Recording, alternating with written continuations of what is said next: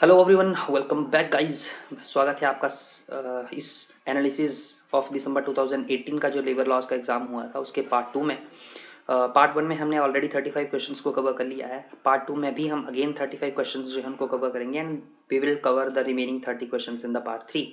Clear. एक छोटी सी information आपके लिए कि यहाँ पे कुछ क्वेश्चंस हैं जो कि out of the like we can say कि नए टॉपिक्स से कुछ पूछे गए थे, तो उनकी जो एक्सप्लेनेशन है वो इस सेशंस में आपको नहीं दूंगा। I will just show you the direct answer of that particular question and I will explain the concept behind that in separate sessions. I will take separate sessions on that particular topic because that will help you in your upcoming examination of June 2019.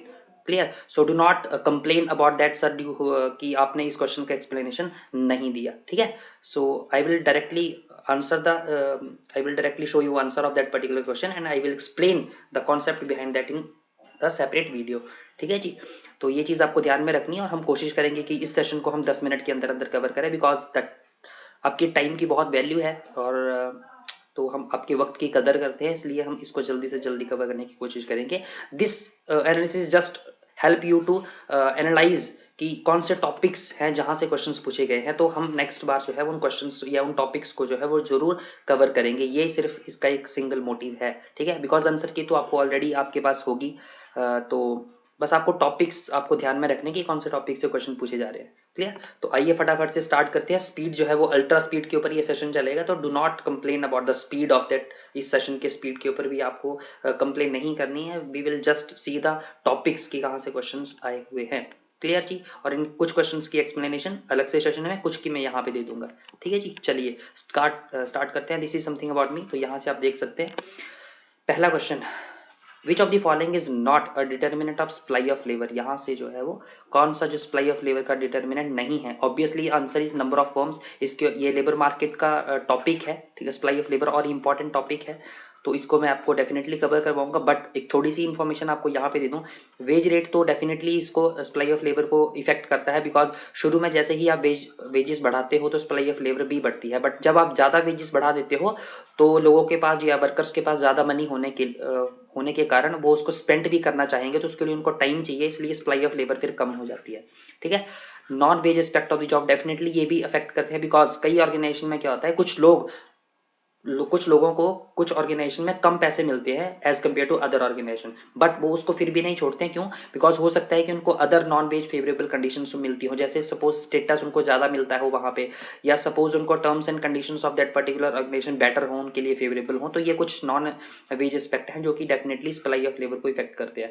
Non wage income, how much they have money at their own already, उनके पास already कितना money है वो भी depend करता है supply of labour के ऊपर, तो नंबर ऑफ वेज फर्म्स नहीं आएगा। ये क्वेश्चन है आपका कि what is the maximum percentage of total expenses from the building and other construction worker welfare fund. ये जो आपका वेलफेयर फंड है इसमें से जो है वो सैलरीज अलाउंसेस को देने के लिए कितना मैक्सिमम टोटल एक्सपेंस किया जाता है। The answer is 5%। इसको मैं अलग से आपको सेपरेट सेशन करवाऊंगा, तो do not worry about that. ठीक है। Next question. अच्छा जी, a process by which organization responds करती है to employees needs for developing mechanism to allow them to share fully in making decisions that design their lifes of work. बिल्कुल सही बात है। शुरू शुरू में क्या होता था, एज यू नो दैट कि स्टार्टिंग में जो है वो 1910 की बात है, शुरू में साइंटिफिक मैनेजमेंट प्रिंसिपल्स अप्लाई किए जाते थे, जहां पे इम्प्लाइज या वर्कर्स की नीड को आइडेंटिफाई नहीं किया जाता था, उनसे नहीं पूछा जाता था कि आपकी जरूरत क्या है। तो इसलिए बट जैसे जैसे आपका HRM एवोल्यूशन हुआ कॉन्सेप्ट ये, तो उसके बाद जो है वो इम्प्लाइज या वर्कर्स की नीड को आइडेंटिफाई किया जाने लगा और फिर उनको सेटिस्फाई करने के लिए स्टेप्स उठाए जाने लगे। तो वैसे ही यहाँ भी बोला गया है कि इस प्रोसेस को क्या बोलते हैं, जहां पे ऑर्गेनाइजेशन जो है वो इम्प्लाइज की नीड को आइडेंटिफाई करती है, उनको रिस्पॉन्ड करती है और उनको डिसीजन मेकिंग में अलाउ करती है डिसीजन लेने के लिए, ताकि उनकी जो लाइफ है काम के ऊपर वो बेटर हो सके। तो उसका आंसर है क्वालिटी ऑफ वर्क लाइफ। ठीक है जी। नेक्स्ट क्वेश्चन, इसके ऊपर में भी मैं आपको सेशन दूंगा, don't worry. Payment of wages act से ये क्वेश्चन है कि यहाँ पे जो आपके पास अथॉरिटी अपॉइंट की जाती है, जो भी आपके डिडक्शन से रिलेटेड जो क्लेम्स होते हैं उनको उनकी सुनवाई के लिए, तो वो कौन कौन सी अथॉरिटीज जो है वो अपॉइंट की जा सकती है under payment of wages act. Any commissioner of for employees compensation act definitely होगा। Any regional level commissioner appointed by the central government, yes ये भी है। Any assistant labour commissioner appointed by the central government, no, यहाँ पे आपको ध्यान में रखना है कि असिस्टेंट लेबर कमिश्नर कर सकती है सेंट्रल गवर्नमेंट अपॉइंट, बट उसके पास 2 साल का एक्सपीरियंस होना चाहिए, जो कि इस ऑप्शन में नहीं दिया है, नेक्स्ट वाले में दिया है। दैट मीन्स थर्ड नहीं होगा, फोर्थ होगा। और जज ऑफ द सिविल कोर्ट, तो ये भी होगा। तो option is first, second, fourth and the fifth. इसके अलावा आपको 2 पर्सन और अथॉरिटी अपॉइंट की जा सकती है। कौन कौन सी? एक तो स्टेट गवर्नमेंट में, ध्यान में रखना, स्टेट गवर्नमेंट में जो भी असिस्टेंट लेबर कमिश्नर का रैंक का जो ऑफिसर होगा वो भी यहाँ पे अपॉइंट किया जा सकता है एज एन अथॉरिटी। और दूसरा कि आपके पास जो इंडस्ट्रियल डिस्प्यूट एक्ट है, तो वहां पे जो presiding officer of the labour court and tribunal, उनके जो प्रिसाइडिंग ऑफिसर है वो भी क्या हो सकते हैं, they can also be become the authority of.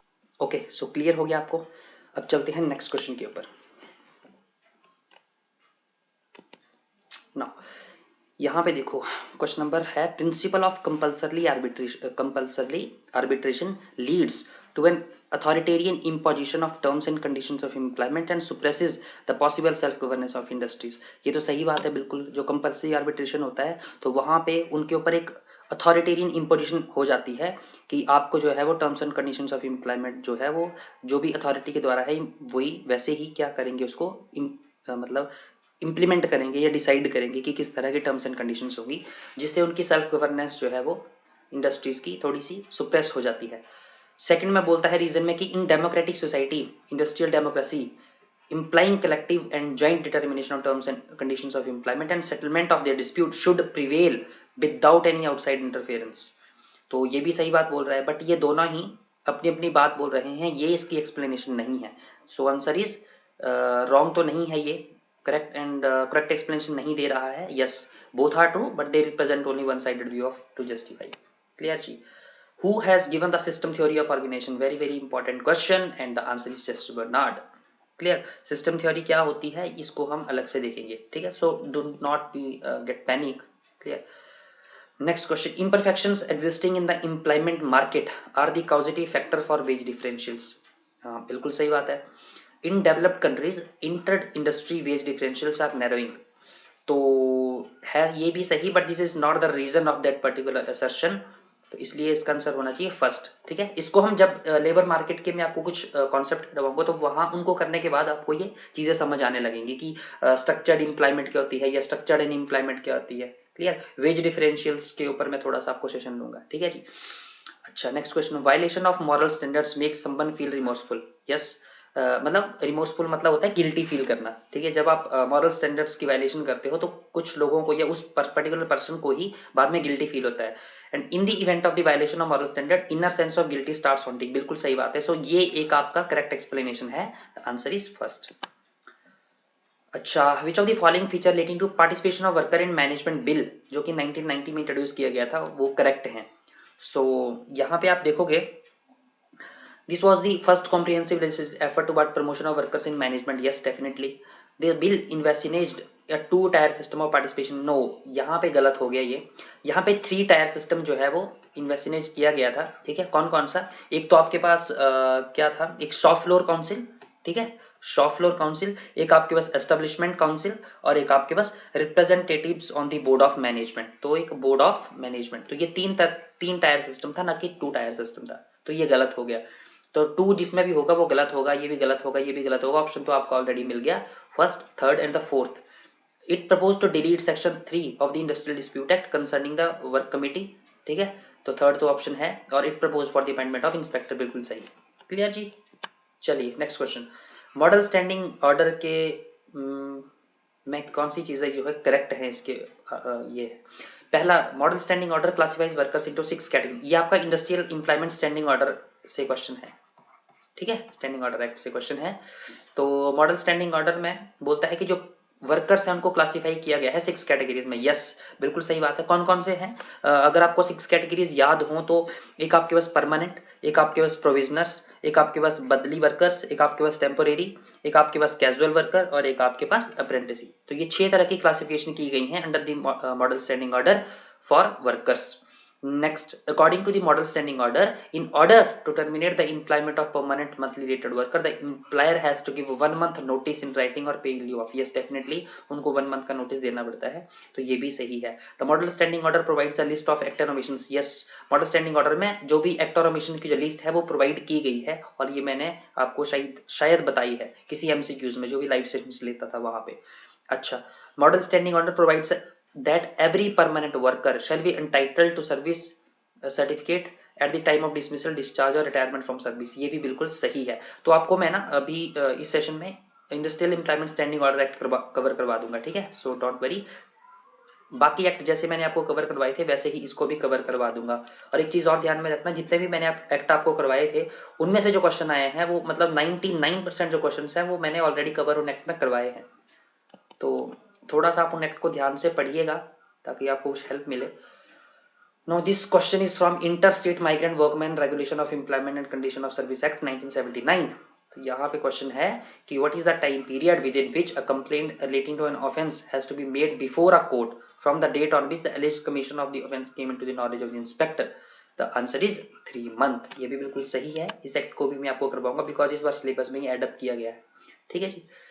अच्छा, ये बहुत ही रिपीटेड क्वेश्चन है और मैंने आपको लाइव सेशंस में करवाया था कि जो डिस्प्यूट रिगार्डिंग सब्सिस्टेंस अलाउंसेस हैं वो उसके लिए जो है वो कहाँ पे डिस्प्यूट रेफर किया जाता है लेबर कोर्ट में, जो कि अंडर इंडस्ट्रियल डिस्प्यूट एक्ट 1947 के अंदर गठित किया जाता है, ठीक है जी.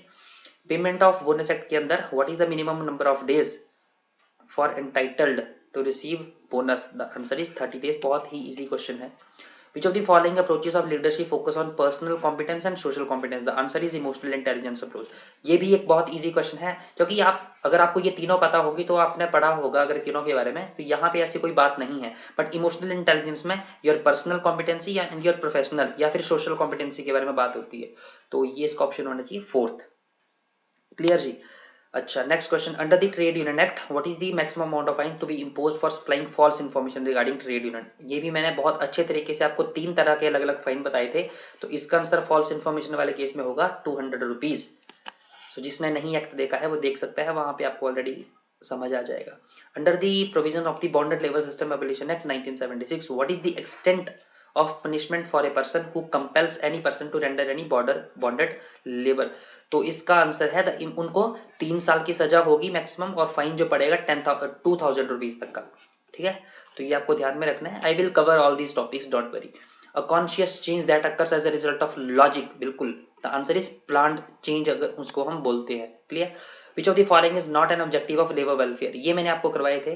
तो to further the political interest of employer, ये बिल्कुल गलत है, ठीक है. लेबर वेलफेयर जो है वो लेबर के लिए बनी होती है, एम्प्लॉइज के लिए बनी होती है, ना कि एम्प्लॉयर के लिए. चलिए जी, next question. Structural unemployment creates a great deal of concern and dominates the policy discussions. Yes, बिल्कुल सही बात है.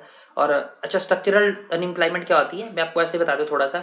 Structural unemployment occurs due to technological changes. आपको इतना से बात ध्यान में रखनी है बस, ठीक है. जब भी ये टेक्नोलॉजिकल चेंजेस आपके एनवायरमेंट में, आपकी इंडस्ट्रीज में होते हैं, जिस वजह से जो एक गैप क्रिएट हो जाता है. किस चीज का गैप? क्योंकि जो नई टेक्नोलॉजी आ रही है उसको डील करने के लिए, उसको हैंडल करने के लिए जो है वो उस टेक्नोलॉजी के जानने वाले वर्कर्स चाहिए. तो वो एक गैप क्रिएट हो जाता है जिस वजह से एक स्ट्रक्चरल अनएम्प्लॉयमेंट क्रिएट हो रही है, ठीक है.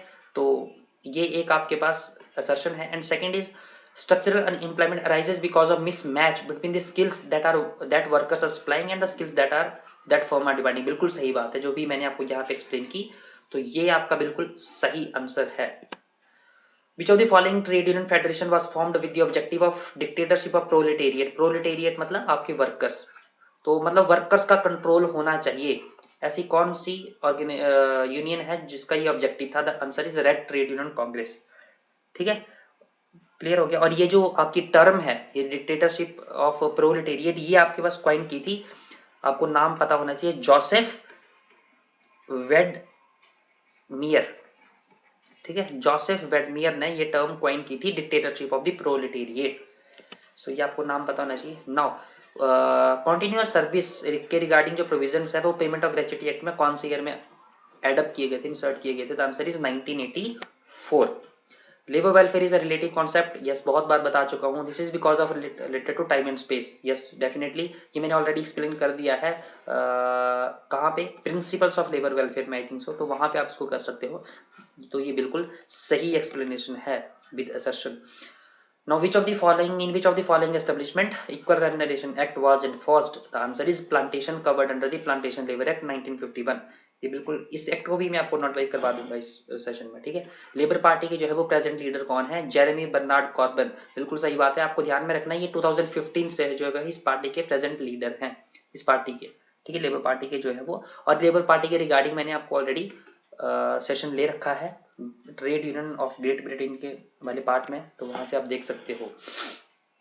Trade union have to change their own attitude and activities to sustain themselves in the future. सही बात है. कुछ ट्रेड यूनियन का ऑलरेडी वैसा एटीट्यूड, मतलब ये बोल रहा है कि यार उनको अपने एटीट्यूड को चेंज करना पड़ेगा अगर उनको सस्टेन रहना है फ्यूचर में. चलो कोई बात नहीं. Trade union have to change their attitude from antagonism to understanding and from militancy to mutual cooperation. अभी बात तो सही कही है, but this is not applicable to all trade unions because there are some trade unions जो कि antagonism नहीं है, जो कि militancy नहीं करती हैं. They have understanding, they have mutual cooperation. तो हम सभी के लिए ये चीज नहीं बोल सकते, ठीक है. तो मतलब है सही है, बट हम सभी के लिए ये चीज नहीं बोल सकते. So that's why it's not the correct explanation of your assertion. Matrix organization is the combination of, बिल्कुल सही बात है. Project and functional. मैट्रिक्स क्या होती है? देखो प्रोजेक्ट क्या होती है, मैट्रिक्स ऑर्गेनाइजेशन में होता ऐसे है कि यहाँ पे suppose this is your general manager, और जनरल मैनेजर के नीचे जो है वो on the basis of function departments को डिवाइड किया होता है. जैसे आपका पर्सनल डिपार्टमेंट मैनेजमेंट हो गया, आपका मार्केटिंग मैनेजमेंट हो गया, फाइनेंशियल मैनेजमेंट का डिपार्टमेंट हो गया, ठीक है. तो इस तरह on the basis of function divide किया जाता है. और दूसरी तरफ यहाँ पे project, this is suppose project A, this is suppose your project B. तो प्रोजेक्ट ए के अंदर भी क्या होंगे? आपके प्रोडक्शन मैनेजर होंगे, आपके मार्केटिंग मैनेजर होंगे, तो उनसे भी, ठीक है, क्या होगा? और ये सपोज आपकी ऑर्गेनाइजेशन है तो इंप्लाइज है तो उनको ऑर्डर मिलेगा. दैट मीन्स यहाँ पे on the basis of function and on the basis of project यहाँ पे जो है वो ऑर्डर दिया जाता है. और एक और चीज आपको बताता हूँ, matrix organization violates the unity of command, जो प्रिंसिपल है उसको वायलेट करता है. तो इसका आंसर होगा प्रोजेक्ट एंड फंक्शनल ऑर्गेनाइजेशन. इसको मैं ऑलरेडी कवर करवा दूंगा, don't worry.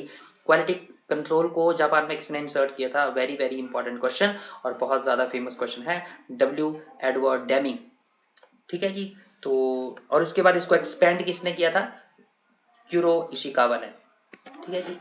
An order issued to public officials and public bodies to carry out their legal duties is known as mandamus. Yes, mandamus क्या होता है? जब सुप्रीम कोर्ट आपके inferior courts को या फिर आपके पब्लिक बॉडीज को अपनी ड्यूटीज को परफॉर्म करने के लिए बोलता है, उसको बोलते हैं mandamus, ठीक है जी. Some of the earliest pieces of legislation in India appears to have been enacted to protect the interest of the employer. बिल्कुल सही बात है, इसका रीजन मैं भी आपको देता हूँ. The policy of the government was to protect the social system rather than protect the workman. क्यों? Because शुरू में क्या होता था, जैसे आपने अगर पढ़ा होगा, डॉक्ट्राइन्स होती थी, ठीक है, ऐसी डॉक्ट्राइन थी जो कि आपके इंप्लायर्स को प्रोटेक्ट करती थी, उनके इंटरेस्ट को सेव करती थी. तो बट धीरे धीरे फिर जैसे जैसे गवर्नमेंट ने प्रोविजंस लाए, गवर्नमेंट ने लॉज लाए, ठीक है, तो वो जो लॉज बने फिर वो इन डॉक्ट्राइन्स को उन्होंने लॉज ने खत्म किया, और जो रूल्स नए लॉज बने वो वर्कर्स के फेवर में बने, ठीक है. तो इसलिए जो है वो ये बिल्कुल सही, दोनों सही है, ठीक है. अच्छा, in which of the following participative scheme, इनको क्रोनोलॉजिकल ऑर्डर में आपने अरेंज करना है स्टार्टिंग फ्रॉम दी लेटेस्ट, ठीक है. तो ये वर्कर्स पार्टिसिपेशन एंड मैनेजमेंट से क्वेश्चन है, ये मैंने आपको करवाया था already.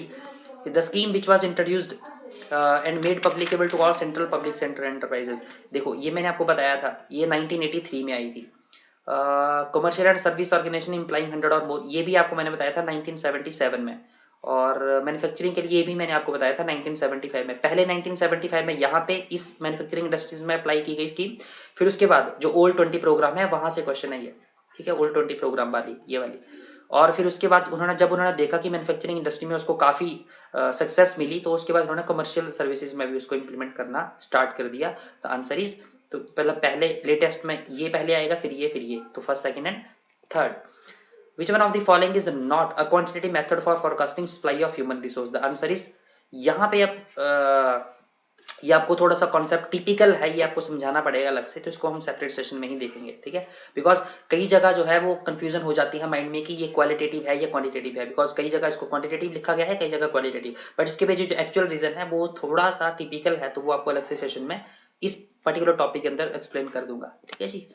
And the last question of second last question है I think so, an organization that provides autonomy to its business unit, autonomy in other countries, उसको बोलते हैं transnational corporations.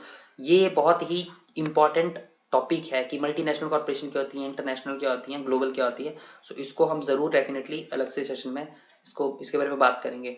Contract labour regulation and abolition act 1970, इसके अंदर बोलता है what is the time period within which a case is to be filed for an offence punishable under the act from the date on which alleged commission of offence came to the knowledge of an inspector. The answer is 3 months। ये भी बिल्कुल सही है। Who have coined the term strategic intent to refer to the determination of organization to achieve goal and that are out of all proportion to their success, resources and capability?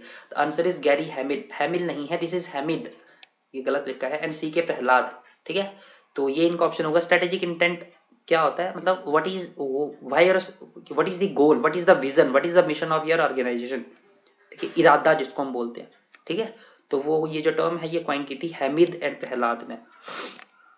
And then yes, last question is directive DPSP. Again DPSP से इस बार 3 से 4 question पूछे गए थे आई think सो।